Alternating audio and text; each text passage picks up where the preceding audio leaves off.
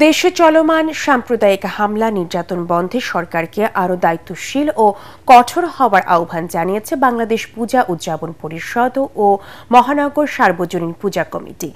শ্রীকৃষ্ণের জন্মাষ্টমী উপলক্ষে সকালে ঢাকেশ্বরী জাতীয় মন্দিরে মতবিনিময় সভায় মহানগর সার্বজনীন পূজা কমিটির সভাপতি জয়ন্ত কুমার দেব বলেন, নতুন বাংলাদেশে হানাহানি নয়, নিরাপদে থাকায় সবার প্রত্যাশা। নির্বিঘ্নে জন্মাষ্টমী পালন করতে আইনশৃঙ্খলা বাহিনীর পক্ষ থেকে বিশেষ ব্যবস্থা নেওয়া হয়েছে বলেও জানান তিনি। আগামীকাল সকাল ৮টায় গীতাযজ্ঞ, বিকেল ৩টায় মিছিল ও রাতে শ্রীকৃষ্ণের পূজার মধ্য দিয়ে শেষ হবে জন্মাষ্টমীর আনুষ্ঠানিকতা।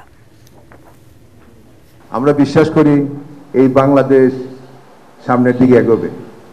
আমরা 1947 সালের আগে এই হিন্দু সম্প্রদায় 32% ছিলাম, আর এই বর্তমানে শেষ আদমশুমারিতে 8 পয়েন্ট সামথিং। সুতরাং আপনারা বুঝতে পারেন